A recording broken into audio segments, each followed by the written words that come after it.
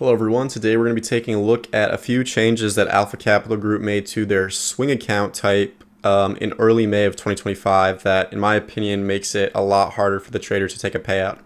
So as you may know, the Alpha Swing account encompasses a static-based drawdown with a balanced-based daily drawdown. Moving on, obviously we have a little bit lower leverages and you're allowed to hold on the weekend and overnight. And trade through news, hold through news, which is probably the most important part of the swing account and what makes it so attractive for traders who are either swing trading or just day trading and they're holding through a news event, something like that. It's extremely important. So let's see what they actually changed. This new notice, these swing accounts are only available at the on-demand payout type, is new as of May 2025, as I said.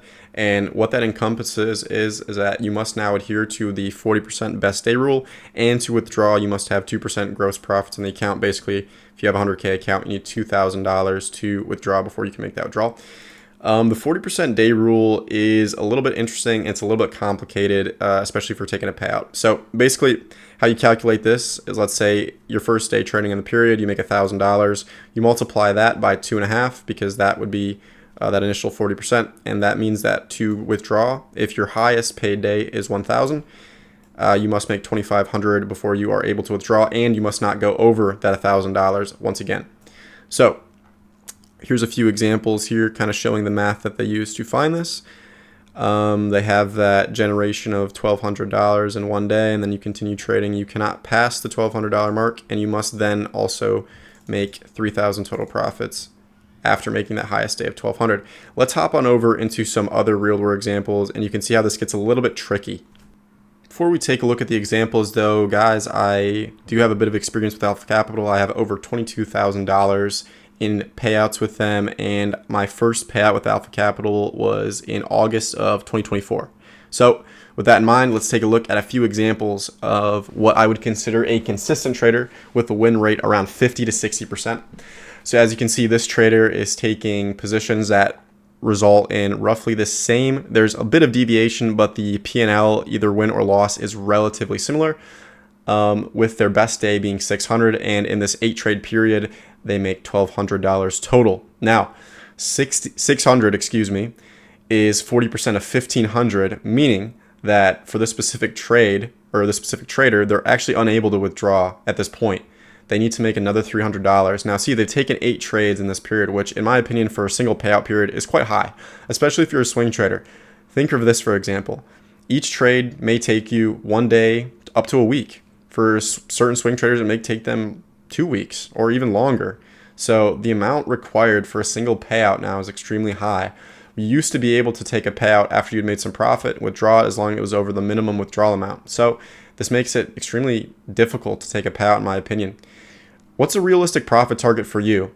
In my trading, when I was trading with, I believe, 600,000 capital between my prop firm accounts, I was aiming for anywhere from 1 to 4% a month. 1 to 2% in a bi-weekly period was really good for me, and that's kind of what my target was.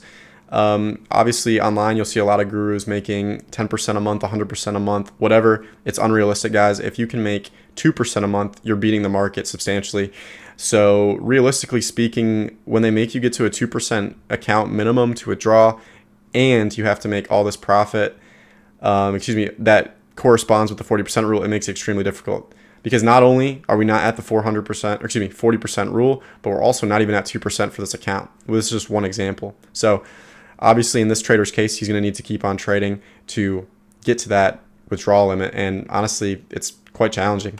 Now let's move on to a trader whose style I feel is more consistent with mine, and maybe it's more consistent with how you guys trade and how you guys take your setups. So personally, I'm a multi-strategy trader.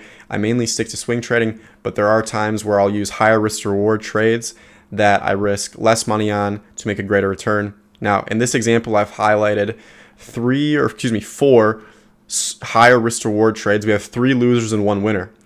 So let's assume that these trades were on a 1 to 4 risk to reward ratio. We have 3 losers and then 1 winner, and for the total period, we would profit 300. See, we have highlighted a loss of 900 in red, and then we have a profit of 1,200 in green, which comes out to 300. So Our total profit for the entire period is $1,100, but our best day is $1,200. So our best day is actually higher than our total profit for the period, meaning to even get this withdrawal, we still have to climb all the way to 3,000, which, given this style, if we keep kind of rubber banding up and down, and maybe perhaps we even go above the 1,200 depending on our risk to reward, it's going to make it almost impossible to achieve a payout, given that our win rate is around 50% over a long period of time. So just as we go through these examples, guys, you can see how, because of this 40% rule, if your trading style deviates from the exact style necessary to beat this payout requirement, you're really not going to be taking many payouts with this system. So moving on to the high risk trader, and this is not a style I would recommend, but maybe some of you are familiar with. Just looking at these numbers really quickly, we can see that taking a payout with a high risk style is going to be almost impossible, given that your win rate stays around 50 to 60%. In this 8-trade period, unless we're on a significant upswing, we're really not going to be having the time to take a payout. So in this specific 8-trade example here, our total profit is $700, but our best day is $1,500. So to get that payout, we need to make $3,750, and it's just going to be extremely hard, especially if we have that 50-50 win rate with these huge swings. Once again, I don't recommend the style, but if someone wants to take this approach, they're basically not able to take this approach with this new on-demand payout type. So is swing trading with Alpha Capital still viable in 2025? And with this new payout on demand structure, I honestly couldn't recommend taking a challenge with them at this point, which really stinks because I was a huge fan of the prop firm and I love the services that they provide to the trading community.